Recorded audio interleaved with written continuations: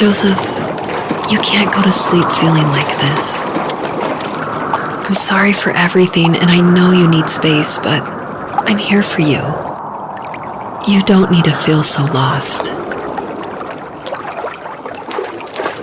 Joseph, have I ever told you what my mother was like?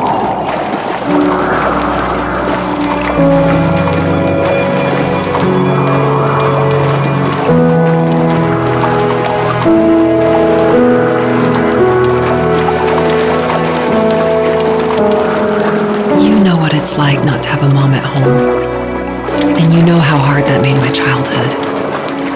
What helped me was watching the birds in the morning before the school bus came. I thought that my mother was one of those birds, and it made me want to be free like her. My mom taught me how to fold origami cranes while she was in the hospital, so I told myself I would fold one every day until I could fly myself. I think we both have always loved animals, and for me that love started with a dog. Sometimes this Rottweiler would come up to our property line and wait at the fence for me, but only once in a while. I was sure to check every day immediately after school, and it usually ended in disappointment. I would even steal money from my passed-out dad just so I could buy these off-brand dog biscuits. Even when she did stop by, she never went beyond the fence. Why was she so scared? I think my dad was the opposite of your dad in almost every way, except he was in the military as well. He coped with alcohol of every kind. The trailer started falling apart, he got angry, and I withdrew. More and more I became the weird, quiet kid who made lots of origami birds and carried dog biscuits around. I think we were pretty similar when it came to being the weird kids.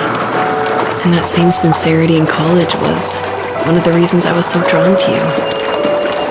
Life got worse and worse, and at one point, I really didn't think I could survive another day with my soul still intact. I had no real friends, let alone neighbors, since we lived in the middle of nowhere. I should have talked to my teacher, but I was scared what he would do if he found out.